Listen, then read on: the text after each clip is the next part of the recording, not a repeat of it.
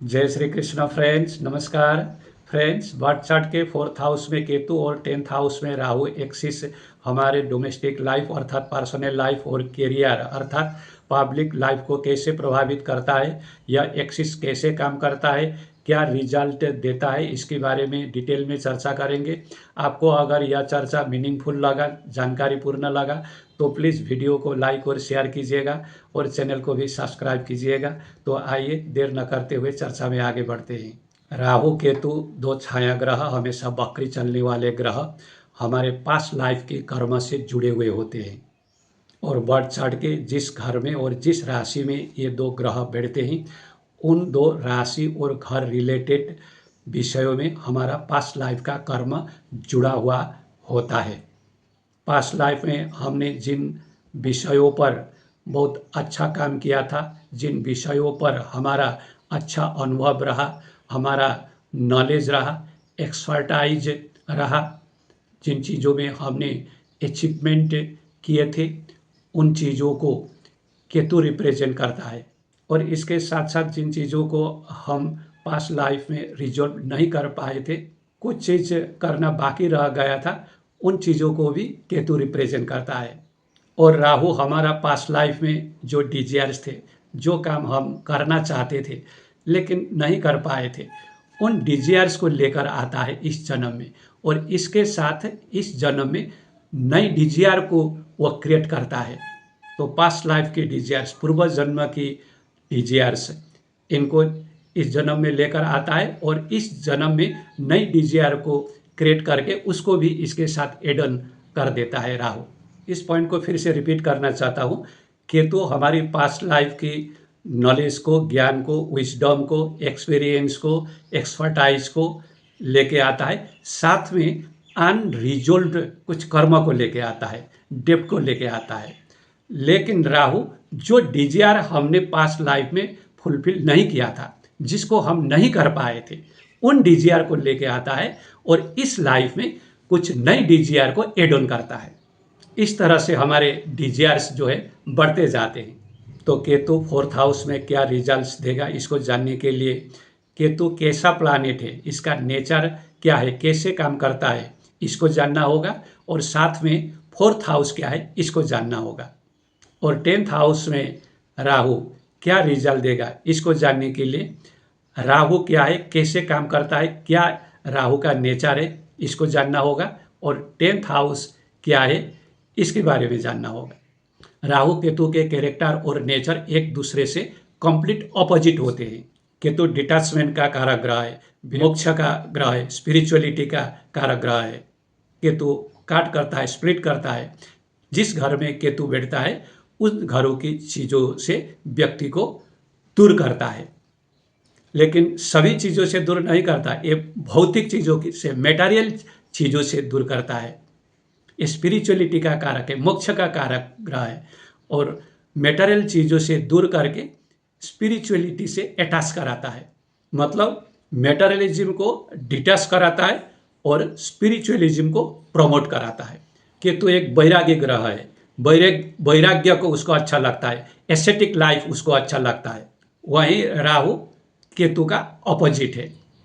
जहाँ केतु डिटैचमेंट का कारक ग्रह है, राहु अटैचमेंट का कारक ग्रह है। राहु आसक्ति का कारक ग्रह है, राहु भोग विलास का कारक ग्रह है। इस संसार में जितने भी मेटेरियलिस्टिक चीज़ें होते हैं, भोग विलास की चीज़ें होती हैं, इन सब का कारक ग्रह है राहु, और इन सब के पीछे भागने वाला ग्रह है राहु। भागने वाला ही नहीं, ये जुनून की हद तक भागने वाला, इनको पीछा करने वाला ग्रह है राहु। इन सब चीज़ों को राहु को चाहिए और केतु को इन किसी भी चीज़ों को नहीं चाहिए। भोगवाद का मतलब होता है धन, दौलत, मान सम्मान, status, position, honour, name, fame, ये सारी चीज़ें, इनको अधिक से अधिक और किसी भी तरह से प्राप्त करना ही राहु का लक्ष्य होता है। और केतु का लक्ष्य होता है व्यक्ति को इन सारी भौतिक चीज़ों से दूर करना और स्पिरिचुअलिटी से, मोक्ष से अटैच कराना। तो 4th हाउस में केतु क्या रिजल्ट देगा? 4th हाउस के मेटेरियल चीज संबंधी सुखों से व्यक्ति को वंचित करेगा। 4th हाउस हमारी माँ का होता है, हमारी मन का होता है, मन की सुख का होता है, हमारी फीलिंग का होता है, हमारी इमोशंस का होता है। तो 4th हाउस का केतु यह बताता है कि व्यक्ति का अपनी माता के साथ पास्ट लाइफ से कनेक्शन है और इस कनेक्शन में कुछ अनरिजॉल्व्ड इश्यूज हैं जिसको इस लाइफ में रिजॉल्व करना है। तो ऐसे व्यक्ति का अपनी माता के साथ अच्छा रिलेशनशिप नहीं होता, इमोशनल अटैचमेंट नहीं होता, माता से दूर करता है, डिटैच रखता है। यह डिटैचमेंट इमोशनल डिटैचमेंट भी हो सकता है और फिजिकल डिटैचमेंट भी हो सकता है। एक ही घर में रहते हुए, साथ साथ में रहते हुए भी व्यक्ति का माता से संबंध अच्छा नहीं रहता या अर्ली लाइफ से ही माता से किसी कारण से फिजिकली दूर रहना पड़ता है।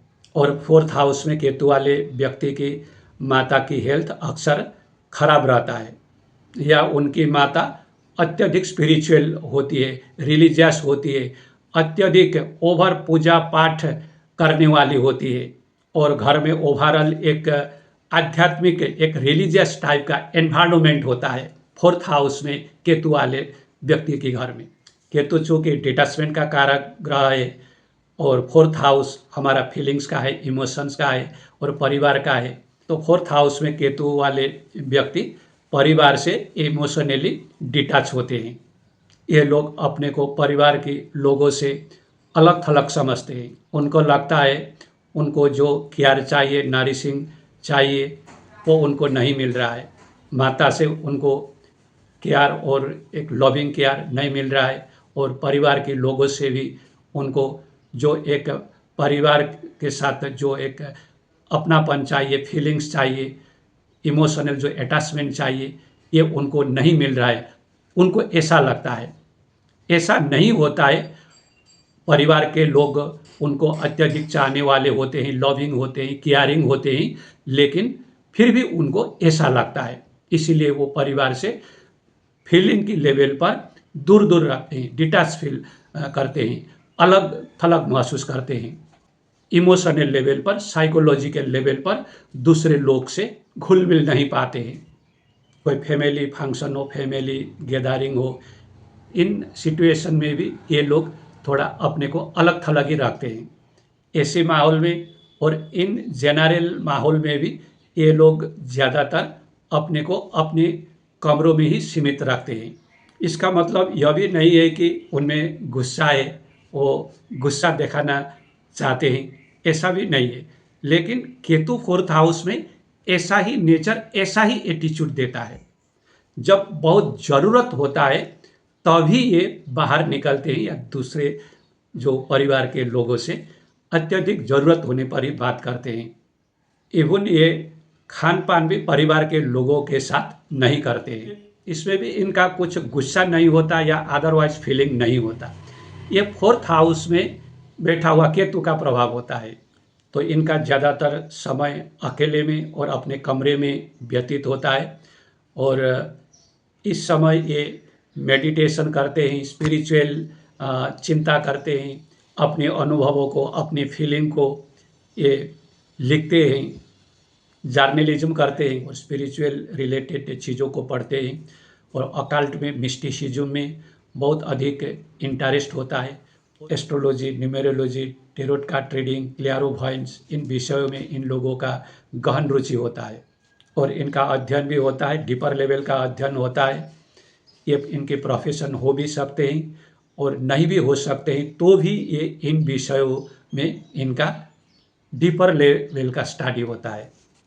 इन लोगों में इंट्यूटिव और साइकिक फैकल्टीज बहुत स्ट्रांग होते हैं और इसके साथ साथ ये फैकल्टीज बहुत प्रोएक्टिवली काम करते हैं, बहुत इंट्यूटिव होते हैं, साइकिक होते हैं। फोर्थ हाउस हमारा मन का है, सुख का है, शांति का है। मन में इस तरह का इनका इनस्टेबिलिटी रहता है, कभी एक खुश नहीं होते, एंग्जाइटी, स्ट्रेस बगैर किसी कारण के इस तरह इनमें रहता है। मन का घर है, चंद्रमा का घर है फोर्थ हाउस, और केतु काम करता है एकाएक, सडननेस होता है केतु में, तो इनमें अक्सर मूड स्विंग होता है। फोर्थ हाउस होमलैंड, प्रॉपर्टी और रियल इस्टेट का होता है, इसलिए फोर्थ हाउस में केतु वाले लोगों को इन चीज़ों से इनको सुख नहीं मिलता। जब ये अपना घर बनाना चाहते हैं, लैंड ओन करना चाहते हैं, रियल इस्टेट के काम करते हैं, तो यहाँ इनको सक्सेस नहीं मिलता। कई तरह के दिक्कतें अड़चने आते हैं। केतु ब्लॉकेज का कारक है। इन चीज़ों में अक्सर कुछ न कुछ इश्यूज देते रहता है। ऐसे इश्यूज से इनको कभी छुटकारा नहीं मिलता, इसीलिए एक समय में इन चीज़ों से ये खुद को दूर कर देते हैं। अगर इनका अपना घर होता है, घर ओन करते हैं, तो घर में लंबे समय तक नहीं रह पाते हैं। अक्सर घर छोड़ के इधर उधर जाना पड़ता है, अपनी लोकेशन को चेंज करते रहना पड़ता है। एक जगह में, एक लोकेशन में, अपनी लोकेशन में ये नहीं रह पाते हैं लंबे समय तक। फोर्थ हाउस व्हीकल का घर भी होता है, वाहन सुख का घर भी होता है। जो माउंट व्हीकल होते हैं, प्राइवेट व्यक्तिगत जो सवारी के जो गाड़ी होते हैं, इसको भी रिप्रेजेंट करता है फोर्थ हाउस। तो इन चीज़ों से भी इन व्यक्ति को दिक्कत होते रहता है, इश्यूज होते रहते हैं। कभी ये चीज़ें इनको जीवन में शांति नहीं देते हैं। बड़े अच्छे और लग्जरी व्हीकल ओन करना नहीं देता। ऐसे व्हीकल ओन करना इनके लिए किसी न किसी कारण से हो नहीं पाता। सब कुछ होते हुए भी, सक्षम होते हुए भी ये हो नहीं पाता। अपने नाम के ये ओन नहीं करते, और अगर ओन करते हैं तो हमेशा इसमें कुछ न कुछ इश्यूज, अड़चनेज और प्रॉब्लम होते ही रहते हैं, और वाहनों से दुर्घटना की पॉसिबिलिटीज़ भी बना रहता है। फोर्थ हाउस में केतु अच्छा होता है तो धीरे धीरे ये इन चीज़ों से डिटैच होने लगते हैं, और जीवन में कम ज़रूरत की चीज़ों से अपने को खुश रखने की ये कोशिश करते हैं, और इस तरह से जीवन में कम चीज़ों से अपने आप को एडजस्ट करने में सफल होते हैं, और मन की खुशी इस तरह से ये प्राप्त कर लेते हैं। लेकिन अगर फोर्थ हाउस में केतु खराब है तो इनको प्रॉपर्टी में, लैंड प्रॉपर्टी, रियल इस्टेट में लॉस होता है। और फोर्थ हाउस का खराब केतु माता की हेल्थ को ख़राब करता है, और उनकी खुद की हेल्थ को भी ख़राब करता है। फोर्थ हाउस चेस्ट का होता है, लंग्स का होता है, तो चेस्ट में, लंग्स में कुछ न कुछ इश्यूज फोर्थ हाउस का केतु देता है। अब 10th हाउस में राहु की बात करते हैं। फोर्थ हाउस में केतु होगा तो 10th हाउस में राहु होगा ही होगा। केतु डिटैचमेंट का कारक है, मेटेरियलिज्म से डिटैच कराता है केतु। विरक्ति का कारक है मेटेरियलिज्म को लेकर, भोगवादी जीवन को लेकर। और राहु क्या है? भोग विलास का कारक है, एक्सपांशन का कारक है। भोग विलास को एक्सपांड करता है। एक भोगवादी जीवन जीने के लिए, विलासितापूर्ण जीवन जीने के लिए जो सारी चीज़ें हमको जीवन में चाहिए होता है, वो सारी चीज़ राहु देता है। राहु मान, सम्मान, धन, दौलत, पावर, पोजीशन, नेम, फेम, सब कुछ छप्पड़ फाड़ कर देता है। इतना देता है कि जो व्यक्ति ने एक्सपेक्ट भी नहीं किया होगा। लेकिन राहु माया का कारक है, छाया ग्रह है, छल का कारक है, इल्यूजन का कारक है, माया का कारक है। यह संतुष्टि कभी नहीं देता, कभी संतुष्टि नहीं देता। आपको अगर सारा संसार भी मिले तो भी आपको संतुष्टि नहीं देगा। वो आपको छप्पड़ फाड़ कर देकर आपकी इच्छा को वृद्धि करता है, लेकिन संतुष्टि नहीं देता है, और इस तरह से स्पिरिचुअलिटी की ओर ले जाता है। और केतु आपसे डिटैच करके, आपको पीड़ित करके, आपको कष्ट दे के आपको स्पिरिचुअलिटी की ओर ले जाता है। इवेंचुअल जो दोनों का लक्ष्य होता है वह एक ही होता है। तो जब राहु बर्थ चार्ट के 10th हाउस में बैठता है तो व्यक्ति का जीवन का फोकस 10th हाउस में होता है। जुनून की हद तक व्यक्ति का जो फोकस होगा वो 10th हाउस को लेकर होगा। 10th हाउस क्या है? कैरियर है, पावर है, पोजीशन है, नेम है, फेम है, रिकॉग्निशन है। 4th हाउस में केतु और 10th हाउस में राहु वाले व्यक्ति कैरियर के पीछे, name, fame, recognition, power, position के पीछे जुनून की हद तक भागेगा। अपनी प्राइवेट लाइफ को, अपनी डोमेस्टिक लाइफ को इग्नोर करके वो नेम, फेम और कैरियर के पीछे भागेगा। अपनी डोमेस्टिक लाइफ और प्रोफेशनल लाइफ में कोई तालमेल नहीं रहेगा। इसलिए इन लोगों का डोमेस्टिक लाइफ अत्यधिक इनस्टेबल होता है, अनहैप्पी होता है। डोमेस्टिक लाइफ अनहैप्पी होता है, इनस्टेबल होता है, लेकिन प्रोफेशनल कैरियर में इनका ग्रोथ होता है, कैरियर शाइन करता है, और अपनी पर्सनल लाइफ को वो नज़रअंदाज करते हैं।